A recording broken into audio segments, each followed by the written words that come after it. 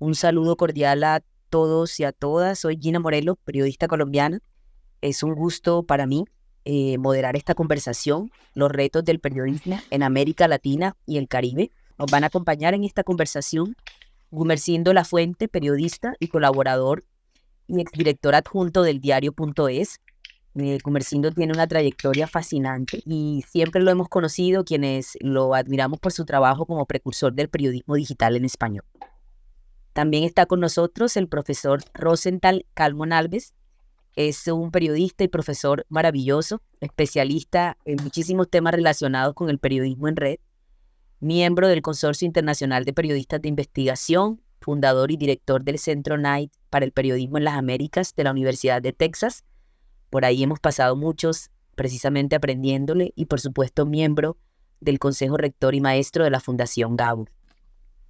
Y también nos acompaña Rodrigo Villarzú, director de DB Academy para América Latina y el Caribe, encargado de dirigir toda una suerte de proyectos fascinantes que se desarrollan en nuestra gran América Latina y en el Caribe. Así que los saludo a los tres con mucho cariño. Vamos a comenzar de una y yo quiero entrar primero con usted, profesor Rosenthal, a que comencemos a hablar del coco, como le decimos en Colombia. El coco es la sostenibilidad de los medios. ¿Qué podemos decir hoy a cierre de este año prácticamente y de cara a los anuncios que se nos vienen desde el punto de vista digital de la sostenibilidad de los medios? ¿En qué punto están nuestros nuevos medios que de alguna forma han pasado de financiamientos del sector privado, de fondos internacionales, la cooperación internacional y de alguna manera todo desde el norte, ¿no? A veces nos preguntamos qué puede pasar si esto no estaría. ¿Cómo lo ve usted? Bueno, depende de qué medios estamos hablando, ¿no? O sea, si estamos hablando de los nuevos medios que están proliferando por todo el mundo con modelos diferentes, algunos con fines de lucro, otros sin fines de lucro, que están experimentando seriamente crear maneras de sustentabilidad que no son las tradicionales de los medios que heredamos del siglo pasado. Yo creo que la situación sigue difícil, pero hay esperanzas. O sea, hay muchos medios pequeños que están encontrando su camino. O sea, yo siempre digo que hay que pensar grande, empezar pequeño y crecer rápido o cerrar rápido. Entonces hay muchos que están consiguiendo esta escalabilidad, están consiguiendo crecer con modelos de negocios distintos, especialmente medios que consiguen esquemas de membresías, por ejemplo, ¿no? Eh, y hay tantos que son con ánimo de lucro, otros sin ánimo de lucro, que están consiguiendo desarrollar una manera de crear una comunidad y dar a esa comunidad un sentido de pertenencia y conseguir que podamos crear en nuestros países esa generosidad, digamos así, de apoyar al medio de comunicación que sirve a esa comunidad, sea una comunidad geográfica, sea una comunidad de interés. O sea, yo creo que una de las claves que estos nuevos medios están mostrando es salir de la relación comercial con los lectores que teníamos antes con los medios antiguos, digamos así, y encontrar todavía una relación que puede ser comercial, pero de una forma distinta, como el ejemplo que Gumersindo puede hablar mejor que yo en español. Perfecto. Y bueno, ya que usted le da paso, escuchemos a Sindo sobre sobre este planteamiento. ¿Cómo lo ves tú? Bueno, creo que Rosenthal ha dicho varias palabras fundamentales. Estoy muy en línea con lo que él dice. Yo creo que los medios tienen que encontrar, lo primero, un modelo de producto y saber a qué comunidad se dirigen y con qué argumentos. Porque si no, es muy difícil que encuentren luego un modelo de negocio o para ser sostenibles. Luego creo que hay una cosa que ha dicho Rosenthal que comparto totalmente. Es importante nacer con ambición, pero nacer pequeño. Y rápidamente es muy probable que ese medio sepa si por cómo crece va a ser sostenible o no. Y probablemente no merece mucho la pena agonizar sabiendo que al final va a morir en este caso. Es mejor morir e inventar otra cosa. Es verdad que me daba Rosenthal paso, pues obviamente por la experiencia del diario.es, que es muy exitosa, pero no muy reproducible en cualquier lugar. Porque otra de las cosas que decía Rosenthal es muy importante saber a quién te diriges, si es una comunidad geográfica, si es una comunidad de nicho temático. Eso es muy importante. Y también es importante el momento en el que naces y con qué argumentos te diriges a esa comunidad. En la experiencia del diario.es, la voy a resumir muy rápido. El diario.es nace hace 10 años en plena agitación de lo que se llamó el 15M, las manifestaciones que tenían mucho que ver contra la política tradicional, contra la prensa tradicional, que al eslogan de no nos representan, la gente, sobre todo la gente joven, se echó a la calle. Era un momento en España y en buena parte del mundo muy especial, una crisis económica muy profunda, y había una demanda de algo diferente, tanto en política como en periodismo. Eso en España coincidió con que había un periodista que tenía un blog ya con muchos seguidores, que era Ignacio Escolar, es decir, tenía ya una comunidad en torno a su marca personal creada. Y de pronto, pues, se atrevieron a montar un medio. ¿Qué ocurre? Que era un medio muy pequeño, eran 12 personas nada más, con unos presupuestos extremadamente económicos. Todos los que lo formaron reinvirtieron el dinero que tenían, que habían conseguido algunos estaban en paro, otros acababan de ser despedidos de otros periódicos que estaban en crisis, invirtieron el poco dinero que tenían en fundar un medio muy pequeño, sin apenas capital, pero sí tenían una comunidad detrás y sí desde el primer momento lanzaron a esa comunidad el reto de que aportasen un poquito de dinero para que ese medio fuese sostenible e independiente. Y además también tenían otro elemento que me parece que es fundamental en esta ecuación, que había, además de periodista experimentado, aunque joven, pero ya con una comunidad detrás, también había un empresario, un empresario con mucha experiencia en el mundo del periodismo, en el mundo de la prensa, que se ocupó de que hubiese desde el principio, de alguna manera, una organización empresarial detrás. Esto es muy importante porque a veces los periodistas soñamos con hacer algo y pensamos que nosotros lo podemos hacer todo. Y a lo mejor no sabemos hacerlo todo bien. Y muy probablemente necesitamos que haya alguien que esté en muy buena comunicación con nosotros y que nos ayude en la parte más económico-empresarial. Digamos que estos elementos sí se dieron en el nacimiento del diario.es hace 10 años. ¿Qué ha ocurrido en estos 10 años? Pues el resumen es la situación actual. El diario.es tiene más de 60.000 socios, que son lo equivalente a suscriptores. Tiene más de 100 empleados, de los que un 80% son periodistas, y se ha convertido en uno de los medios, 3-4 medios más influyentes en España, en el aspecto económico, político, social. Y es sin duda un medio de éxito, puesto que en todos los años que fueron completos de su gestión económica, en todos ganó dinero. A veces poco, a veces un poco más, pero nunca perdió dinero y por lo tanto ha sido sostenible desde casi el principio, ¿no? Por lo tanto, es un medio que hay que mirar, pero como decía, no es un medio que se pueda trasladar exactamente igual, porque han de darse esas condiciones que precisaban también un tamaño determinado de mercado. bueno, luego seguiremos. Seguro seguimos. Rodrigo, uno de los aspectos importantes de la DB Academy en América Latina es justamente acompañar muchísimos proyectos de periodistas en territorio. Y uno de los temas que siempre afloran en esos diálogos son justamente los temas de sostenibilidad.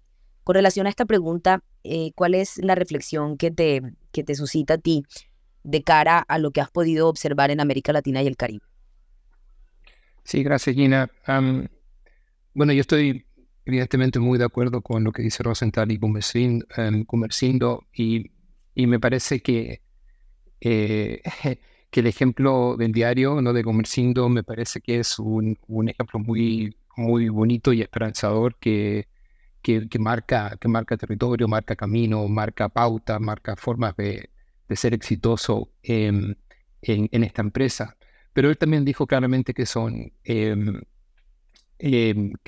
ejemplos no necesariamente replicables, y también dijo algo muy importante, que es súper necesario tener también a gente que entienda cómo funciona una empresa, y que sepan cómo hacer crecer este tipo de emprendimientos, porque al final del día son emprendimientos. Entonces yo quisiera como contarles quizás un poco o invitarles a una reflexión que me parece que es súper importante, y es que, a ver, les cuento una anécdota. En un encuentro este año, en un evento en Colombia, un reconocido colega y amigo se levantó, estábamos entre periodistas, y se levantó para relatar con dolor y con lágrimas en los ojos cómo los esfuerzos que su equipo estaba haciendo por darle seguimiento a un tema vinculado a la violencia en el país estaba básicamente acabando con sus finanzas personales y sometiéndolo a grandes sacrificios personales, tanto a él como a su equipo. Y este tipo de esfuerzos, de situaciones, es algo que a mí me ha tocado ver muchísimo en muchos contextos distintos. Y me parece que este tipo de ejemplos apuntan también a un problema bastante profundo, y es que yo me pregunto si nuestras sociedades, si en la sociedad latinoamericana y del Caribe, creo que tenemos que descubrir o redescubrir el rol esencial que el periodismo cumple en sistemas democráticos saludables. El periodismo no es un artículo de lujo, es una columna fundamental de nuestros sistemas democráticos. Sin libertad de expresión no hay democracia. Entonces yo me atrevería a decir que el valor fundamental del periodismo para nuestras democracias no parece estar realmente instalado en nuestra cultura democrática. Solo así entiendo yo la falta de estructuras que realmente posibiliten la emergencia de ecosistemas mediáticos que posibiliten esfuerzos periodísticos como serios y sostenibles de largo plazo. No necesito entrar en detalle porque todos lo sabemos, ¿no? Manejamos que la mayoría de los grandes medios latinoamericanos, no todos evidentemente, pero muchos están en manos de conglomerados financieros que los utilizan como altavoces para promover sus intereses particulares o dependen fuertemente de dineros otorgados por los gobiernos de turno. Existen también un sinfín de pequeños medios, muchos de ellos muy, muy buenos, pero son tantos que ya se puede hablar de una atomización del sector. Muchos de ellos tienen graves problemas de sostenibilidad y otros, realmente bastantes, no muy pocos, dependen directamente de la cooperación internacional. Tampoco existen medios latinos que abarquen como todo el subcontinente. No sé si alguien se quiere enterar de las noticias más importantes de América Latina. Tienen en el fondo dos opciones. Una es consumir diversos medios nacionales, lo cual es poco probable simplemente por temas de costo y de tiempo, o acceder a medios extranjeros que ofrecen una cobertura regional, muchas veces buena, pero siempre desde una perspectiva extranjera. Entonces, a lo que me gustaría invitarles, o algo que a mí me preocupa, algo que no me suelta, es justamente esa pregunta, ¿no? Si es posible pensar realmente un modelo de periodismo libre, independiente y sostenible, articulado y financiado desde nuestro continente, desde América Latina y el Caribe. entienden los gobiernos, el sector privado, muy importante, y organizaciones sociales la importancia de este oficio para nuestras delicadas democracias y si están dispuestos a asumir los costos que implica asumir esta responsabilidad, la creación de estos ecosistemas. Yo creo que tenemos que hacernos cargo de esas preguntas y tenemos que hacerlo en conjunto. Tenemos que incluir en esta conversación a todos los sectores de la sociedad e insisto, también me parece que el sector privado, porque es sumamente importante. Rodrigo, tú has introducido en varios temas, precisamente un poco de la conversación, tocaste varios bien densos, y yo quiero volver al profesor Rosenthal y haciendo sobre algo interesante. Por ejemplo, el 20 de marzo del 2006, que fue más o menos la fecha en que nace Twitter, ¿no? También nace La Diaria, ¿no? En Uruguay, este diario impreso, respaldado por un equipo pequeño, con un origen muy ciudadano, y optaron por el modelo de las suscripciones y esta logística propia de circulación, ¿no?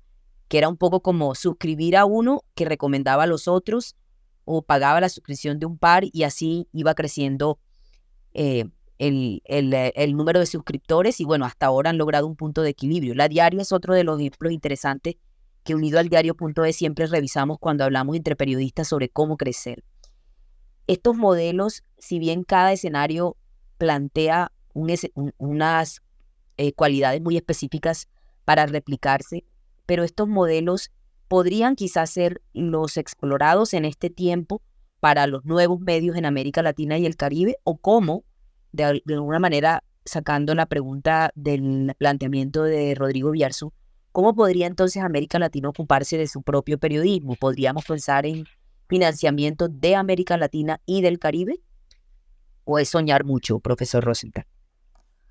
Bueno, yo creo que los modelos no son necesariamente replicables, pero todos los modelos exitosos nos dan lecciones, dan algunos ejemplos de cosas que se pueden hacer.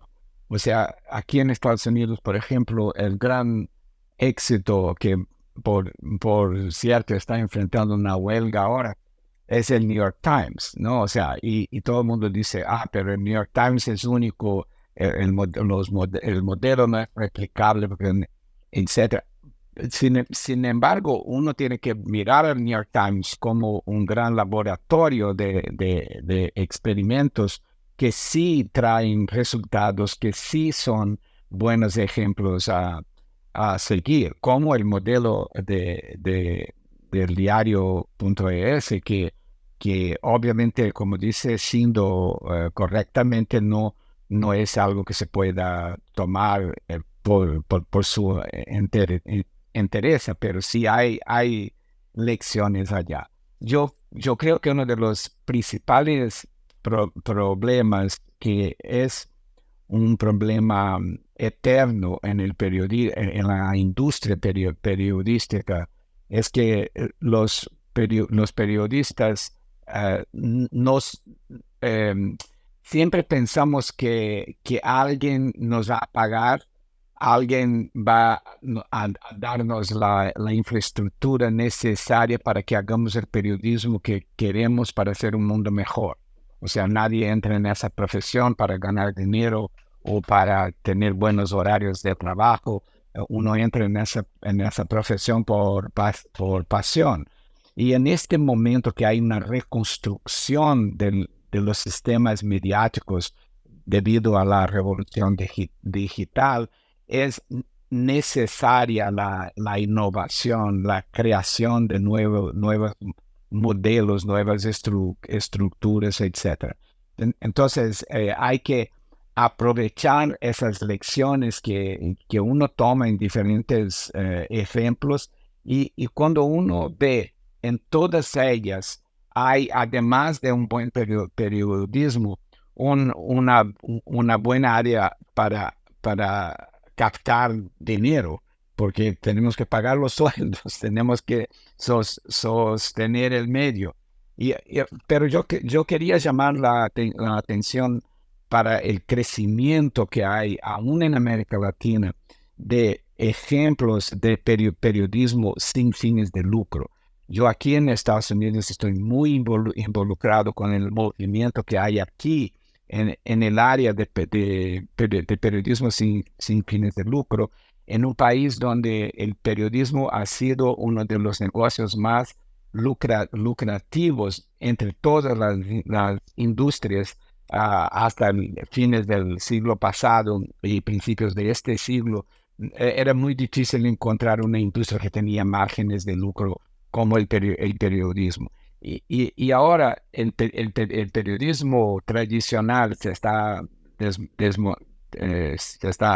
venido abajo y hay cada vez más ejemplos de periodismo que atiende a ese principio que Rodrigo habló, que es tan importante de ser los pilares de la democracia, que son organizados de una forma completamente diferente del periodismo comercial, pero con una diferencia fiscal, porque aquí en Estados Unidos hay ventajas para una fundación o una organización sin fines de lucro, pero sí que tiene una estructura tecnológica y comercial que da la sustentación para que el periodismo pueda progredir. Y en América Latina hay buenos ejemplos de eso. En Brasil, la agencia pública, en Chile, CIPER, en México hay varios ejemplos. Y yo creo que solo no hay más porque hay mucha gente que piensa que eso de periodismo sin fines de lucro es algo para los gringos, que ahí no va a pasar. Y yo creo que hay que intentarlo. Gracias, profesor Rosenthal.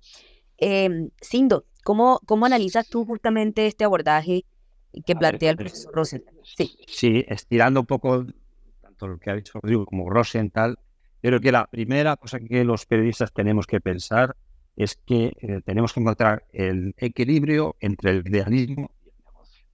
Quiero decir que lo que no es posible es abordar proyectos que sean tan maravillosos, tan perfectos desde el punto de vista periodístico, tan ambiciosos, que sean absolutamente insostenibles desde el punto de vista económico, ya desde el principio. Cualquier persona desde fuera ve que eso no va a acabar bien, que incluso se plantean desde estructuras muy modestas hacer cosas que ni los grandes medios son capaces de hacer. A lo mejor, efectivamente, como decía Rodrigo, se puede hacer una historia maravillosa, pero esa propia historia acaba devorando los bolsillos hasta de los propios que las han hecho, no les da de comer. Creo que en ese sentido hay que buscar otros caminos y desde luego un equilibrio entre lo que puedes hacer y lo que puedes de verdad sostener con los ingresos que puedes tener. Creo que lo que plantea Rosenthal también es muy interesante, que es esta fórmula de ser una fundación non-profit. Es verdad que eso funciona más en el ámbito anglosajón. Hay un gran ejemplo a nivel global, que es el Guardian, que es una... los propietarios del Guardian ahora es una fundación. Es verdad que eso sucede porque en su día, hace ya unos cuantos años, los propietarios del periódico dotan a esa fundación de recursos y de un sistema que les abastece de recursos que les ha servido para sobrevivir en todos estos años. Pero yo creo que si nos vamos a América Latina, esto desde luego no es tan fácil y lo estamos viendo porque hay muchos medios que son muy interesantes, que hacen un periodismo de mucho nivel, pero que pasan unas dificultades económicas tremendas. Yo creo que hay que abrirse a ser sostenible, igual no específicamente con el puro negocio del periodismo, o a hacer fórmulas non-profit que probablemente son más atractivas para que la comunidad las sostenga, puesto que garantizas, uno, que se reinvierte todo el dinero que se obtenga en mejorar el producto, y dos, en muchos países, desde luego en España es así, en Estados Unidos también, esas personas que donan ese dinero a esa fundación, eso les supone un descuento luego en sus impuestos. En España, bueno, pues eso puede ser interesante porque si alguien donase 100 euros al año a una fundación periodística, en su declaración de Hacienda anual, la Hacienda española le devolvería 75 euros. Eso ya es un pacto muy, muy atractivo. Oye, simplemente nos vas a dar 25 euros, el resto lo paga la Hacienda española y a nosotros nos vas a salvar la vida. Vamos a poder hacer un gran producto. Yo creo que esos caminos hay que experimentarlos. En España hay un ejemplo que es la Fundación Maldita, que hace fundamentalmente fact-checking y que funciona así y les sale, ha ido creciendo poco a poco y le salen las cuentas. Luego hay que buscar otras maneras. Hay algunos medios que están consiguiendo ser más sostenibles porque tienen tecnología propia y la están comercializando, o porque obtienen ingresos haciendo otras cosas. Esto, que ahora parece que es algo ajeno al periodismo, si miramos en la historia del periodismo y del nacimiento de algunos periódicos hace muchos años, ya fue así. O sea, es verdad, como decía Rosenthal, que la prensa ha tenido años dorados de muchos beneficios, pero también años muy duros en los que pues el señor que montaba un periódico resulta que fundamentalmente lo pagaba porque tenía también una imprenta en la que ganaba mucho dinero y con eso mantenía el periódico. Bueno, yo creo que tenemos que encontrar nuevas vías y no sentirnos por eso mal los periodistas. Yo creo que en ese sentido, por eso creo que la figura del editor empresario es también importante. He hecho un juego esta mañana para que veáis lo poco originales igual que somos, lo siento. Y le he preguntado a una inteligencia artificial por este tema, al famoso chat GPT, y les leo muy rápido lo que me ha contestado. La sostenibilidad muy bien redactado, por cierto. La sostenibilidad económica de los medios periodísticos es un tema importante y complejo.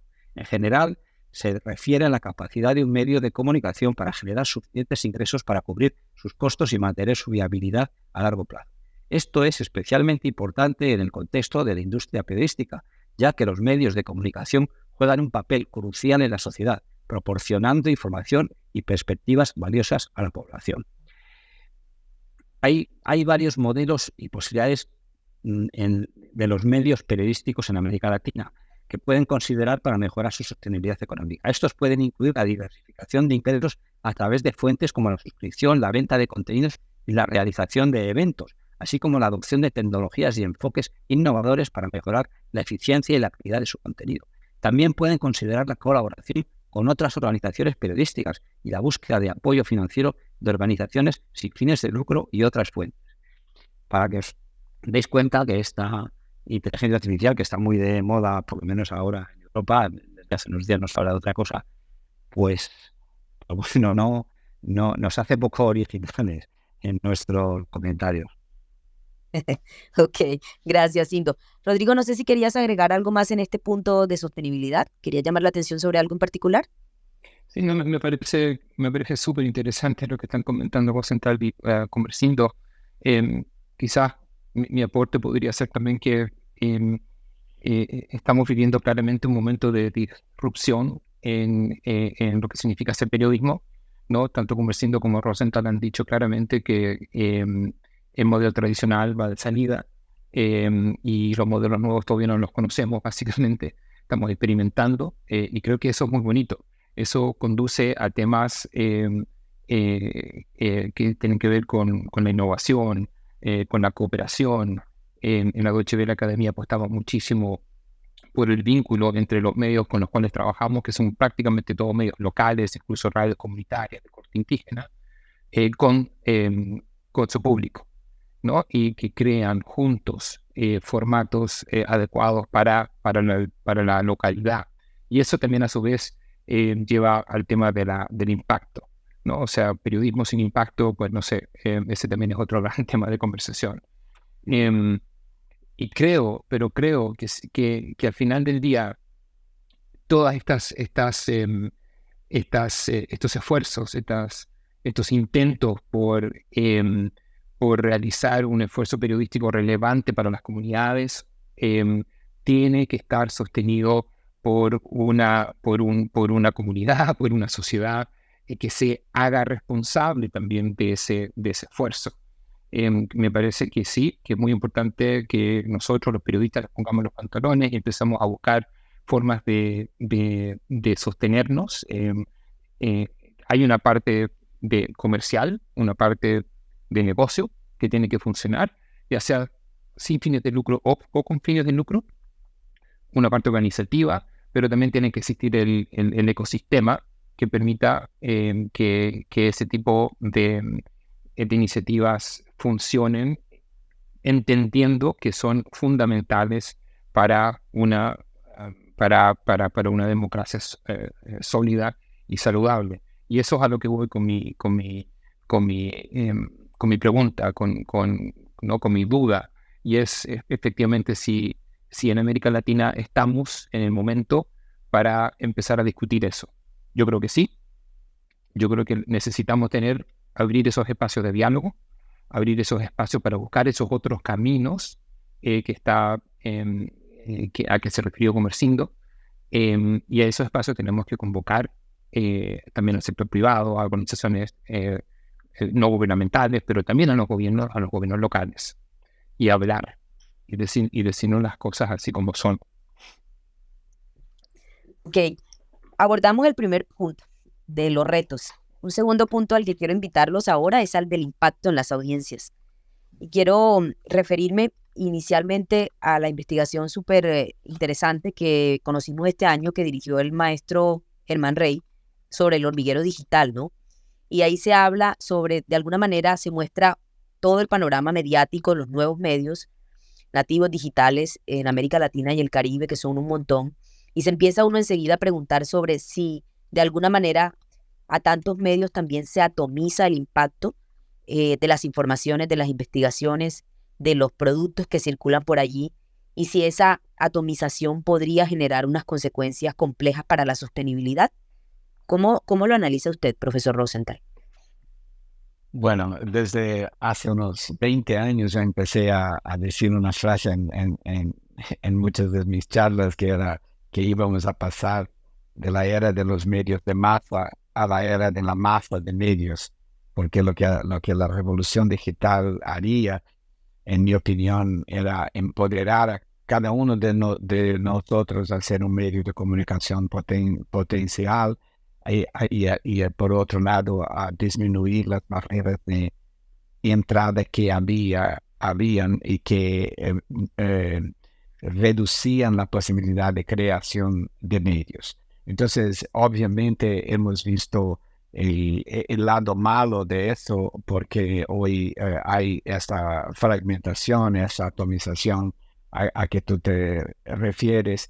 Además que yo he estado diciendo en los últimos tiempos que los malos aprendieron con eso mejor antes de los buenos, así que hubo mucha utilización de ese empoderamiento, sobre todo por fuerzas antidemocráticas, políticos populistas que aprovecharon eso para hacer con que esa desintermediación permitieran que no solamente pasaran por arriba o dependiesen menos del periodismo profesional, de los medios organizados, sino que como parte de su estrategia de destrucción de la democracia, pasaron a hacer el periodismo independiente como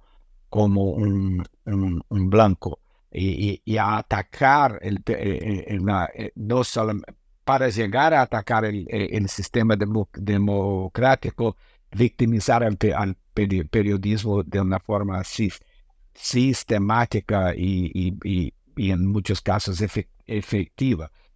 Pero por otro lado, ese hormiguero nos ha permitido la creación de muchos o ver la emergencia de muchos nuevos medios que en América Latina están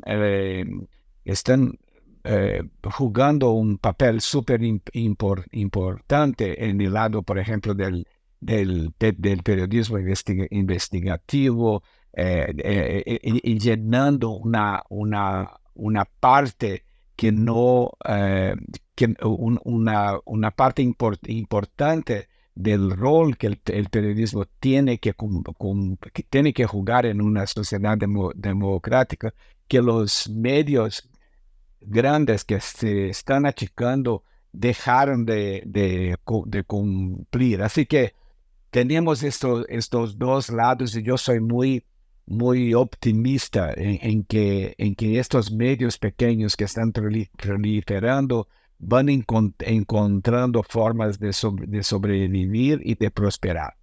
En ese escenario de sobrevivir y prosperar, en esta fragmentación, Gumersindo, ¿qué sería lo importante y lo clave para destacar? Bueno, estoy totalmente de acuerdo con Rosenthal, de nuevo, claro, mi gurú y mi maestro. Entonces, yo creo que aquí lo importante, por un lado, es, bueno, sin duda ninguna, toda esta proliferación de medios es, sobre todo, una cantera. Quiero decir que es verdad que yo les llamé hace muchos años también, Rosenthal, las ardillas frente a los dinosaurios. Los dinosaurios son los grandes medios que sobreviven, pero son extremadamente pesados, y las ardillas, sin embargo, pues es verdad que pueden morir, pero enseguida hay otras ardillas, hay muchas ardillas, millones de ardillas, inventando cosas, haciendo experimentos, y yo creo que lo que hace falta es que esas ardillas se asocien, no tengan miedo de hacer cosas juntos. Hay veces que competirán entre ellas, hay otras veces que les interesará no competir tanto para sobrevivir y para ser más fuertes. Porque hay una cosa que es muy importante y que ha dicho Rodrigo, es que es el problema del impacto.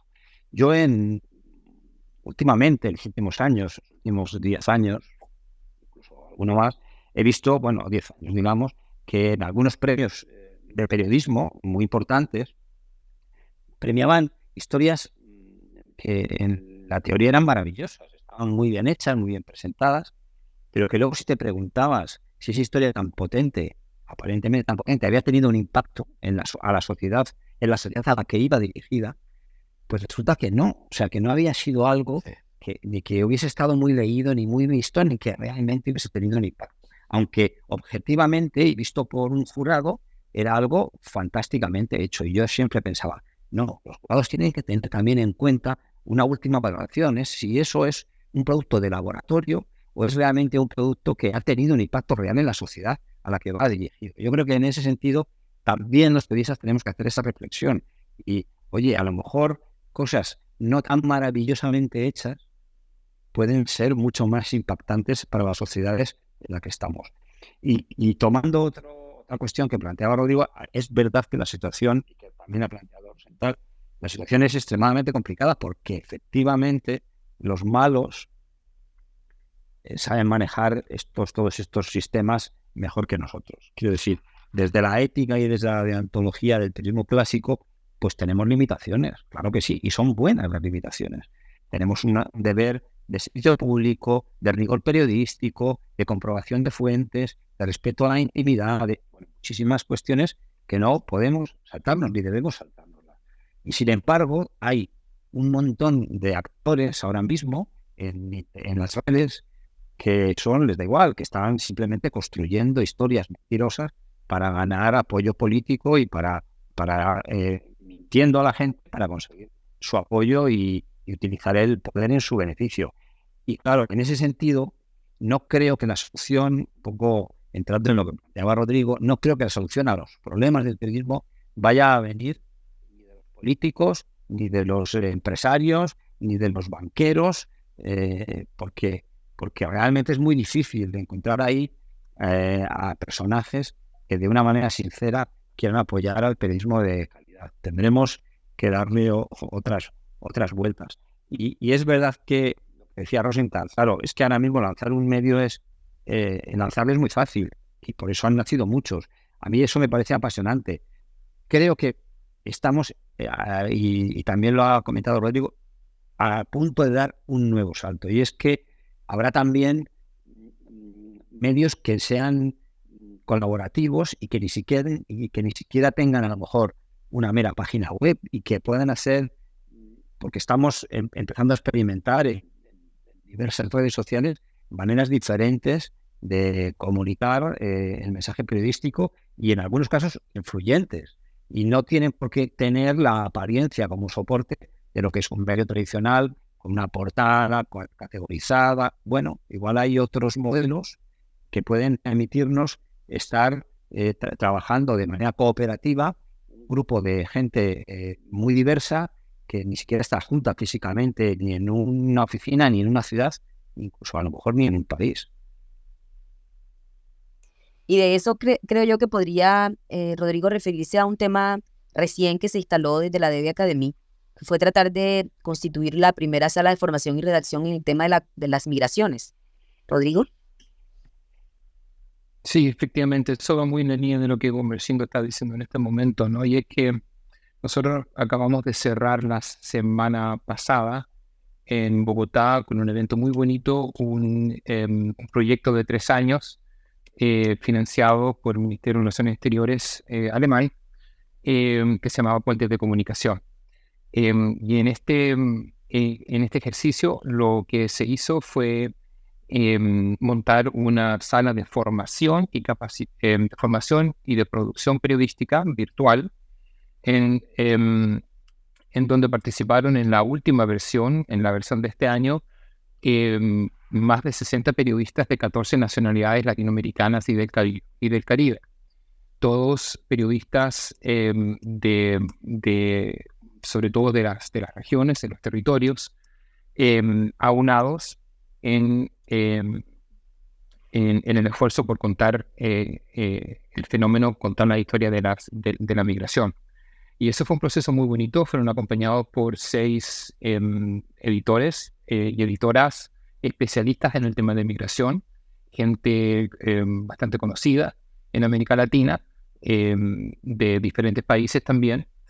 Y el resultado fue que se publicaron más de 60 artículos de alta calidad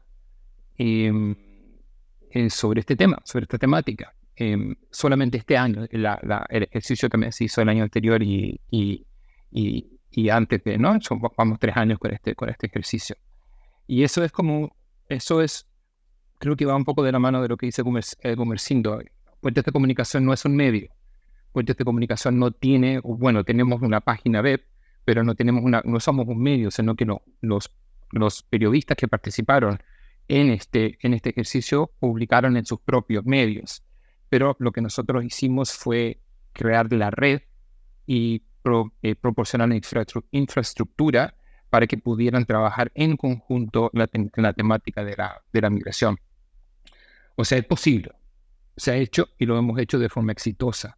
Y los costos para montar algo de este estilo son muy, muy, muy lejanos a los costos que incurriría un medio tradicional para hacer este tipo de proyectos. O sea, me parece que sí, yo estoy absolutamente de acuerdo con lo que dice Rosenthal y Gumersindo. Es un tiempo de oportunidades. Es un tiempo donde podemos realmente hacer verdad ese lema que yo vengo escuchando hace muchísimos años de muchos periodistas latinoamericanos, y es que nos juntemos, que hagamos redes. Pues sí, es posible hacerlo. Y sin embargo, yo insisto, yo ahí no coincido tanto con Gumersindo con su planteamiento, que él dice que no cree que vamos a recibir las soluciones de los gobiernos, de los bancos, del sector privado. Y yo coincido que es muy difícil, efectivamente, y abrir una conversación con ese grupo puede ser muy complicado, pero al menos las conversaciones que yo he podido llevar con alguna gente de esos sectores son complicadas, sí, pero no son necesariamente conversaciones que como que nos cierran las puertas, sino que están interesados en un diálogo abierto, donde el primer paso evidentemente es crear confianza, ¿no? Y eso hay que partir por ahí. Pero yo sí creo que ahí hay una lucecita, creo que hay una oportunidad que no deberíamos desperdiciarla. Bueno, y para cerrar esta conversación, vamos a hablar del tercer reto, que tiene que ver con la innovación.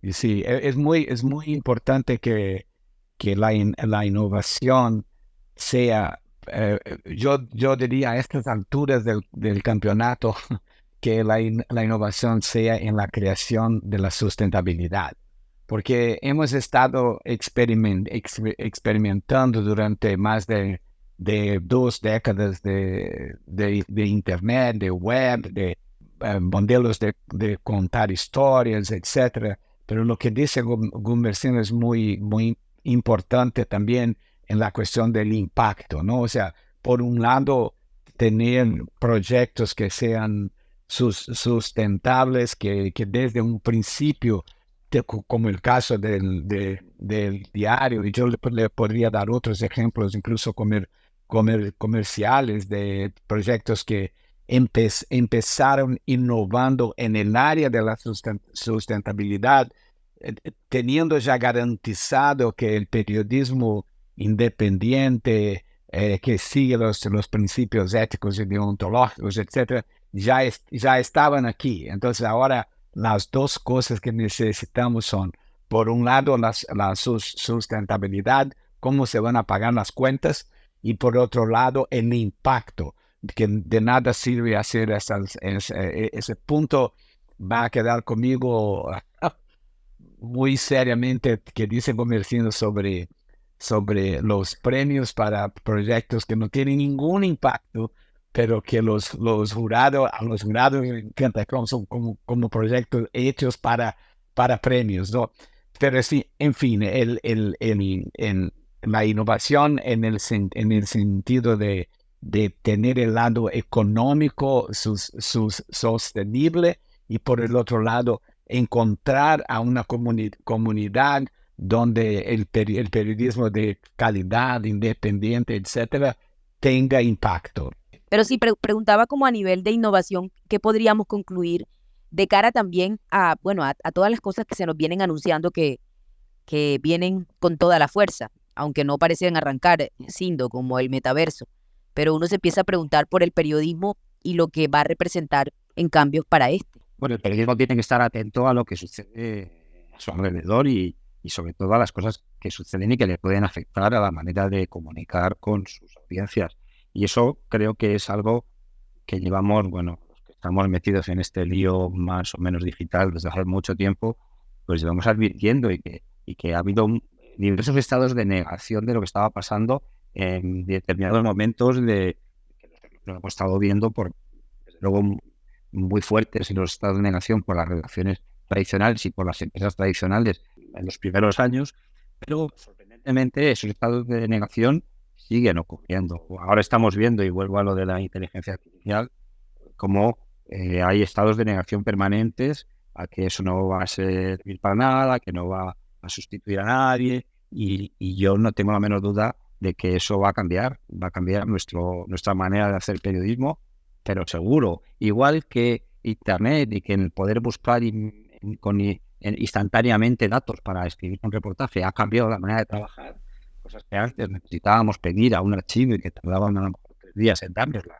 Ahora las tenemos en 3 segundos. ¿Cómo no va a cambiar eso nuestra manera de trabajar? Pues lo mismo. ¿Cómo no va a cambiar nuestra manera de trabajar estas herramientas de inteligencia artificial que están apenas haciendo y que ya hacen cosas como las que os he leído? O sea, y sin ninguna falta de ortografía.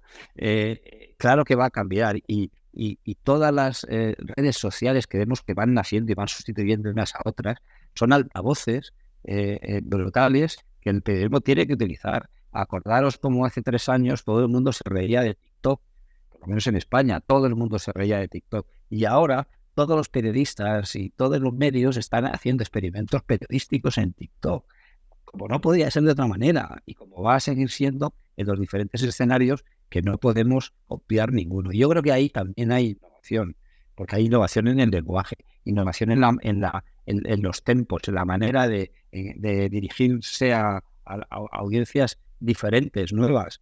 Bueno, ahí puede haber todavía muchas sorpresas, y yo creo que una de las obligaciones de los periodistas es tener los ojos muy abiertos, no pensar que ya está todo inventado, porque es que la realidad no lo dice todo el rato, que no está todo inventado, al contrario, que hay muchas oportunidades. Eso, por supuesto, no quiere decir que un maravilloso texto periodístico tradicional debe tener valor. Claro que no, una cosa no va a sustituir a la otra. serán complementarios, pero el periodismo no puede dejar de aprovechar todos esos espacios de innovación.